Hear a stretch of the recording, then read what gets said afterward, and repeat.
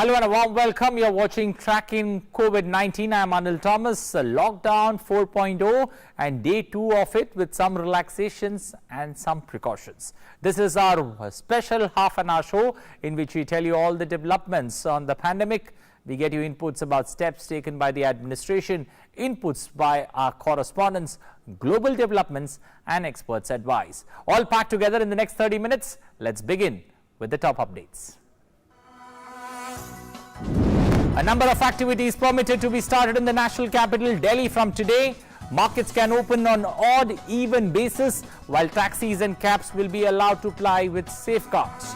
All industries, essentials, standalone and neighborhood shops can open.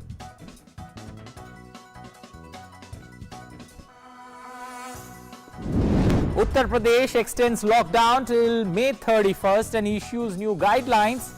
Maharashtra allows all shops and businesses in green and orange zones to open.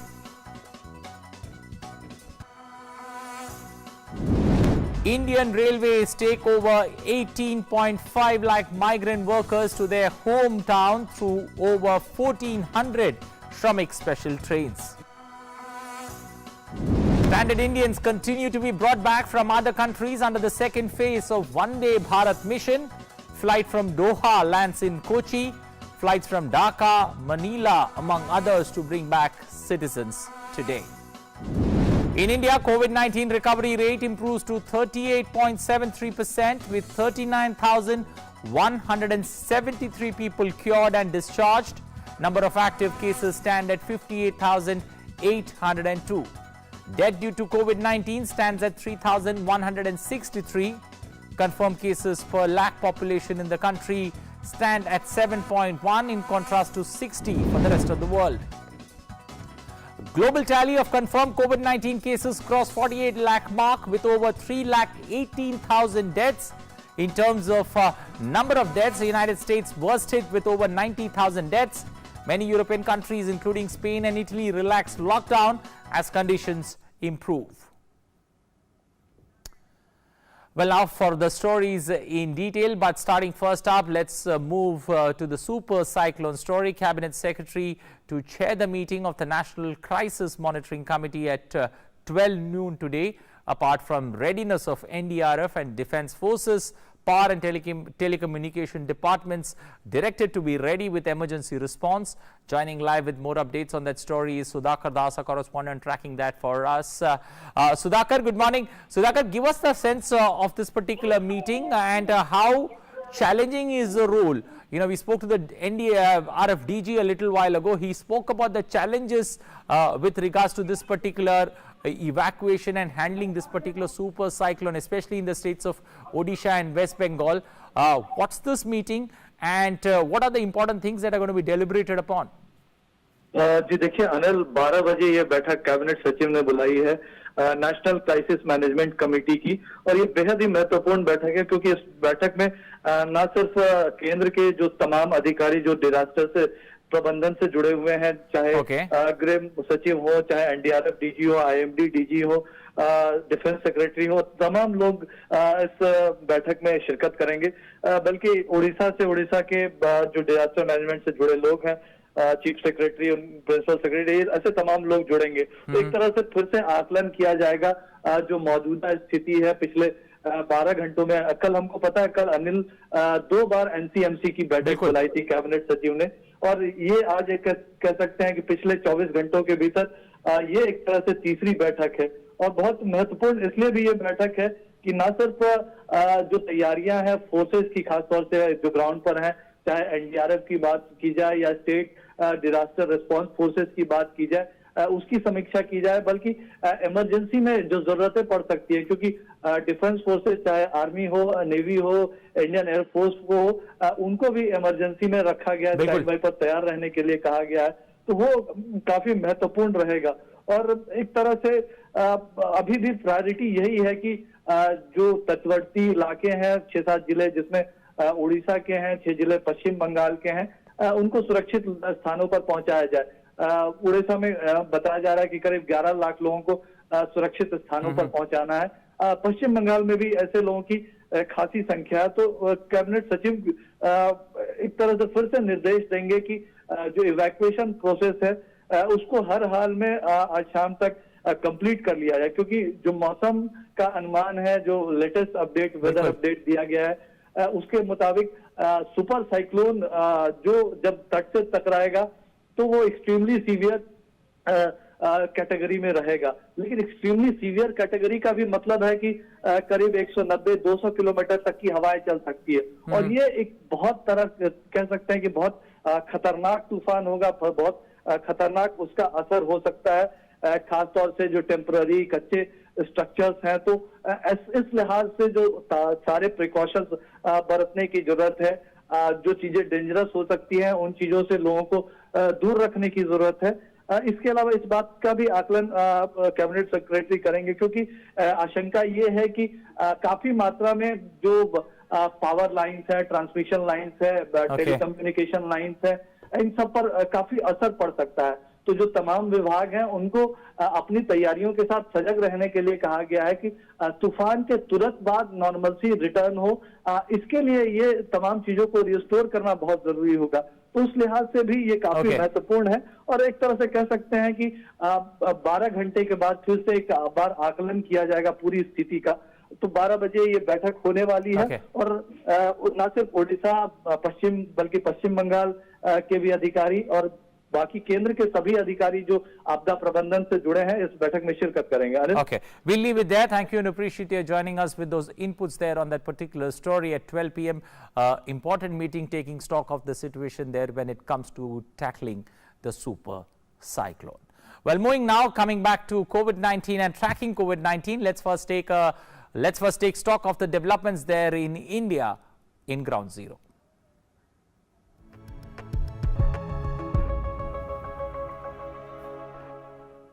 Well, first up, we show you the updated figures of COVID-19 cases issued by the Ministry of Health and Family Welfare.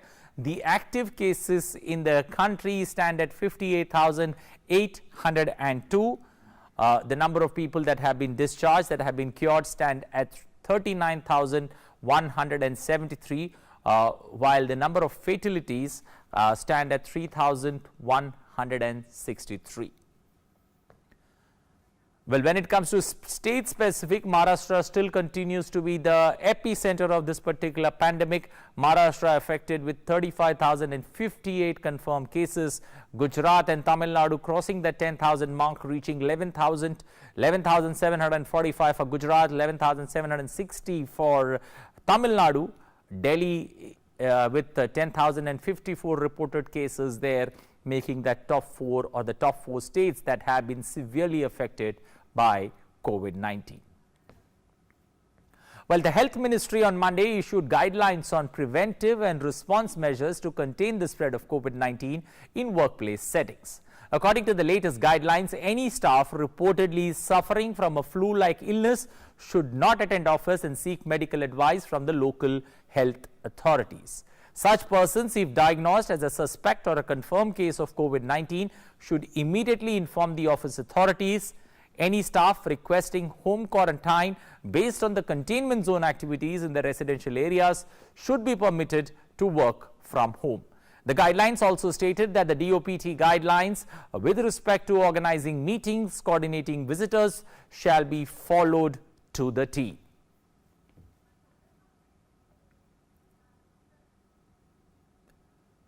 Health Ministry, however, stated that despite taking the measures, occurrence of COVID-19 infection among the employees working in the office cannot be ruled out. When one or a few persons who share a room or close office space are found to be suffering from symptoms suggestive of COVID-19, the ill person should be placed in an isolated room or area. Central or state health authorities concerned should be reported about such cases, and a risk assessment will be undertaken by the designated public health authority. If a suspected case reports very mild or mild symptoms on an assessment by the health authorities, the person would be placed in home isolation, subject to the fulfillment of criteria laid down in the Health Ministry guidelines. The necessary actions for contact tracing and disinfection of workplace will start once the report of the patient is received as positive.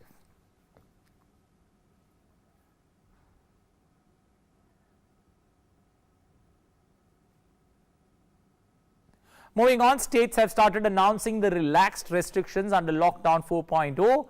While malls, theatres continue to remain shut, buses, autos, cabs will be allowed to function with certain limitation. Let's take a look into the new set of restrictions in different states, starting first up with Delhi. Restaurants to open only for takeaways. Sports complexes, stadiums will now be open, but spectators will not be allowed. Auto rickshaw, e-rickshaw and cycle rickshaws are allowed with single passengers.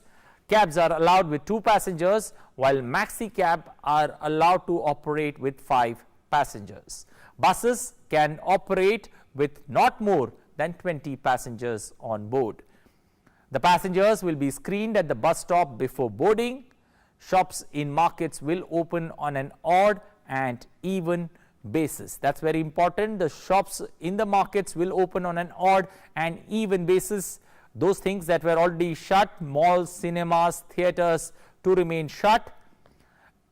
All India Institute of Medical Science, that's AIIMS, is going to resume its OPD services from this week. It's important for many people who are looking for this particular window. Buses of all 4 SRTC to ply from Tuesday, that's today. Karnataka buses for all 4 SRTC will start plying from today. However, only 30 people would be allowed to travel in the buses. All shops can be open. Autos and taxis are allowed with 2 passengers. Complete lockdown on Sunday. Economic activities will be permitted in the non-containment zones. Moving to Kerala, in Kerala, SLCC and HSC exams will be conducted from the 26th to the 30th of May as decided earlier. Public transport is allowed in a restricted manner. Travel fares are increased to compensate for social distancing norms. Intra-district public transport is allowed, but with only 50% of sitting capacity. Private vehicles are allowed within districts. Taxi services are allowed with 2 passengers, and auto rickshaws are allowed with just a single passenger in case of families. In case of families, up to 3 passengers allowed. 50% of the shops will be allowed to open in complexes on alternate days only. Moving to the eastern part of India, in West Bengal, all private offices are allowed to work with 50% of the staff.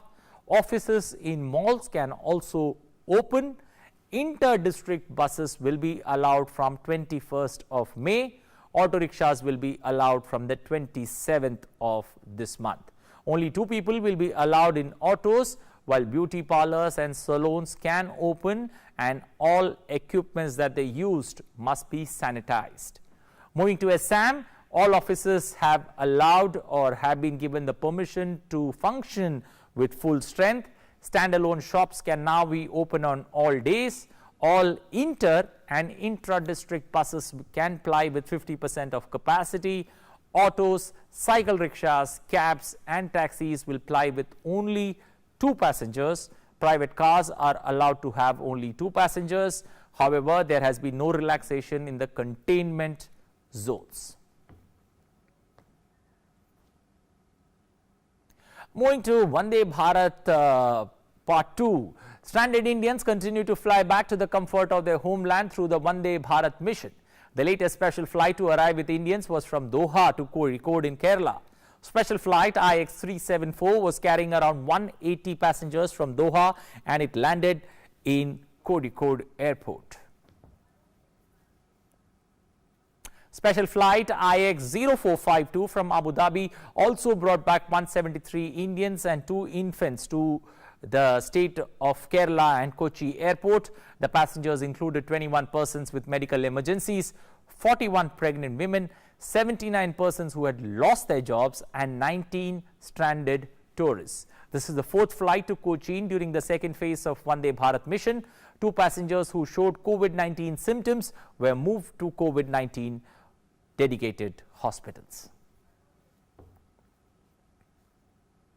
A flight carrying 41 passengers from United Kingdom landed at Gaya airport in Bihar on Monday afternoon. This is the first flight under the OneDayBharat mission to Bihar. The flight had 31 passengers belonging to Bihar and 10 from Jharkhand. All the passengers will be kept in paid quarantine at the pre-purposed hotels and guest houses in Gaya. They will be released for their respective destinations after that 14-day period or 2-week period is followed. 5 more flights are scheduled for Bihar under the OneDayBharat mission. These flights are scheduled to come to Bihar on the 24th, 25th and the 26th of May, and 2 flights on the 1st and 3rd of June. Earlier, a total of 169 Indians were evacuated by Air India flight to Kolkata. The passengers on this flight include 73 students, 16 elderly people, 45 stranded tourists, 16 cases of medical emergencies and 1 pregnant lady. Not only in Dhaka, but people stranded across Bangladesh were identified, and the passengers have come from 18 different districts. In West Bengal, after completion of the quarantine, they will travel to their homes spread across more than 20 districts in the state. Meanwhile, 6 special flights from the Gulf countries of Saudi Arabia, United Arab Emirates, Kuwait, Bahrain and Qatar will bring back more than 1,000 distressed Indians to the country today. There are 2 flights from Saudi Arabia. There is a flight from Riyadh to Kozhikode and another flight from Dammam to Kochi, which will carry around 150 passengers each on the flight. The Dubai-Delhi flight is expected to take back around 179 people, while the flight from Kuwait and Doha will take back around 350 people to Kannur. The flight from Bahrain is expected to take back around 179 people to Hyderabad. Priority is being given to distressed blue-collared workers, medical emergency cases, pregnant women, stranded tourists and elderly people to go back on these special flights. More than 40 flights from the Gulf countries are being operated during the phase 2 of OneDayBharat mission.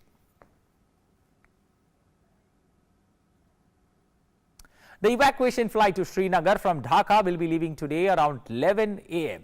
People at the airport are getting through health and other formalities. The flight is fully booked with 169 passengers on board, including 167 students and 2 elderly people. The students thank the Indian government for helping the return. Actually, the High Commission of the India Dhaka, they are doing the good jobs for each and every student is here, and also for all the citizens from the India. Thank you to the government of India for taking steps to get the students back home safely. Thank you to the Indian High Commission of Dhaka and their officers who regularly made sure that every student is safe and help them to get back home safely. Thank you from the bottom of my heart. Thank you. Air India 1317 Manila Mumbai Visakhapatnam special flight is also scheduled for today. Well, talking now about Shramik trains to provide relief to migrant labour, Indian Railways is running Shramik special trains from all parts of the country.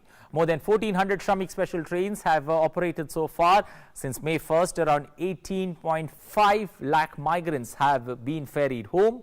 Railways Minister Piyush Goyal, in a series of tweets on Monday, said he had spoken to the Odisha, Bihar and Uttar Pradesh governments, and they have all assured him that they will permit more trains to their respective states. In the case of Odisha, migrant special trains would have to be suspended due to cyclone, and he also said, adding that after it passes, trains will be allowed into that particular state. On discussion about the migrant special trains with Bihar Chief Minister Nitish Kumar, Railways Minister said that he was given the assurance that the state will give permissions to run 50 Shramik special trains per day.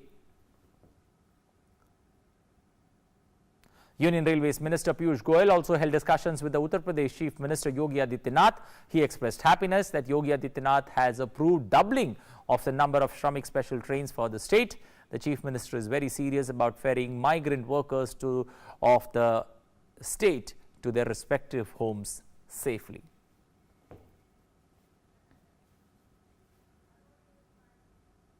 Meanwhile, another special train with 1,520 passengers departed Goa's Madgaon railway station to Rewa in Madhya Pradesh on Monday evening.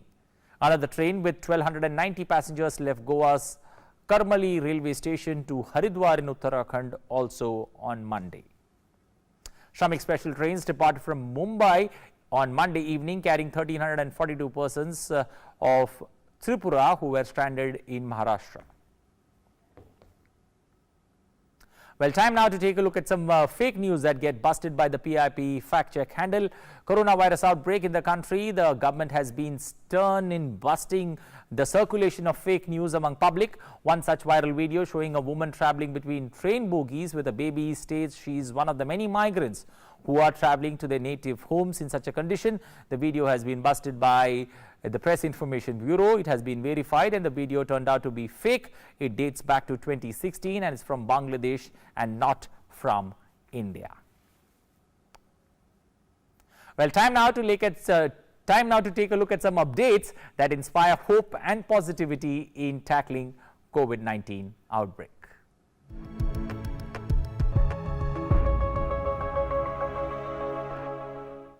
Well, as the classes remain suspended across the nation as lockdown due to COVID-19 prevails, in this time, Education Department of Jammu and Kashmir administration decided to carry out classes without any hindrance.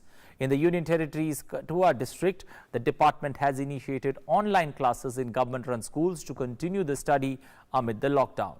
Online classes are being conducted through social media platforms like WhatsApp and YouTube. Students in the Union Territory are getting unique experience of studying at home during this particular lockdown period. In a unique innovation, a robotic designer from Tamil Nadu's Coimbatore has designed a robot to buy food items and essentials from shops in order complying with the social distancing norms. The robot, which is operated through a mobile network, can be given commands from anywhere and is able to carry up to 6 kgs of weight. This innovation comes in the line as people devise different methods to inculcate social distancing practices.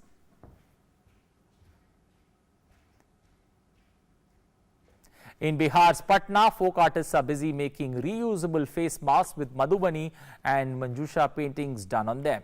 The initiative comes as an ideation of popularizing the Bihar art forms, and now with the demand of mask speaking, this comes as both awareness about both the art forms and the use of masks as a protection against COVID-19.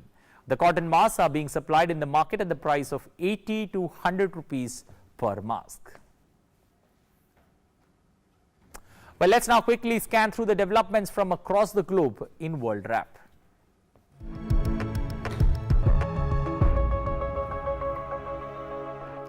US President Donald Trump has once again attacked the World Health Organization or the WHO, saying that it has done a very sad job in its handling of COVID-19.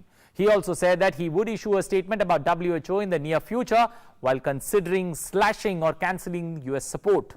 United States of America is the largest contributor to the WHO. Earlier in the day, Trump participated in a roundtable with restaurants executive and industry leaders as part of the country begins to reopen amid the coronavirus pandemic. Meanwhile, New Jersey, hardest hit by the COVID-19 after its neighbors New York, has allowed non-essential retail businesses and non-essential construction activities to resume beginning on Monday.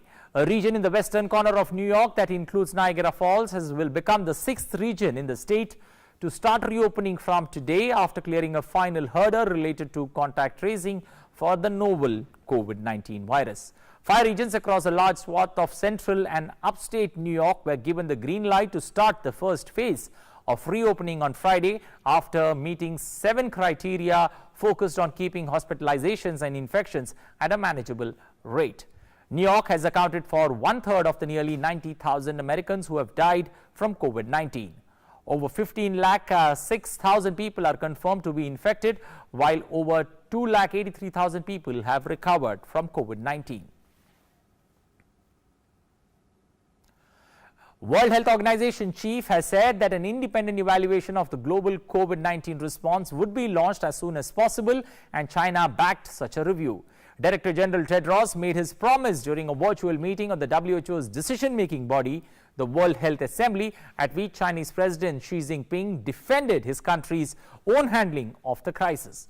US President Donald Trump has fiercely questioned the WHO's performance during the pandemic and led international criticism of China's handling of the early stages of the crisis.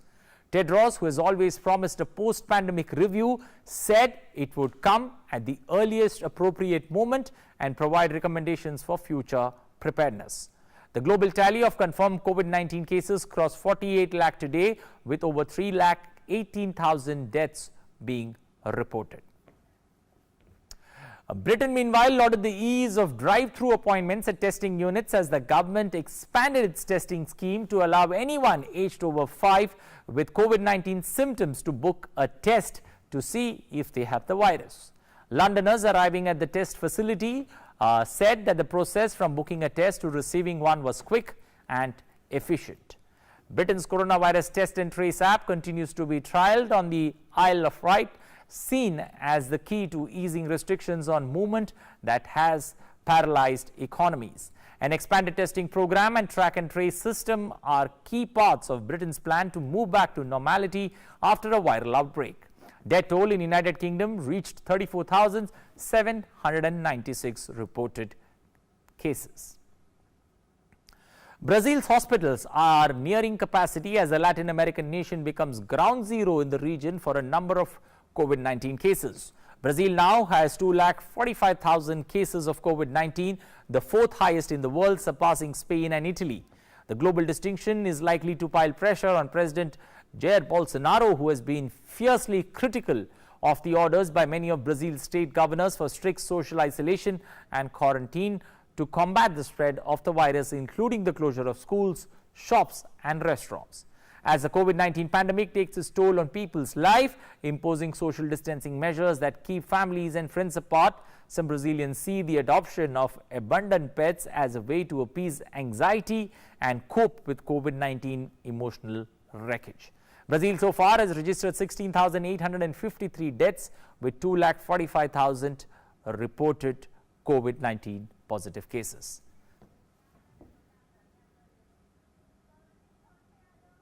In Rio de Janeiro, moving on, the coronavirus pandemic has left individuals with the sunniest of outlooks having a hard time staying positive. These are unprecedented times that require unprecedented efforts. That's all we have time for, and it's time for me to say goodbye. But do you know that life is at its weakest when there is more doubt than trust? But life is at its strongest when you learn how to trust in spite of the doubts. Take care, stay safe and indoors, being positive. Bye-bye.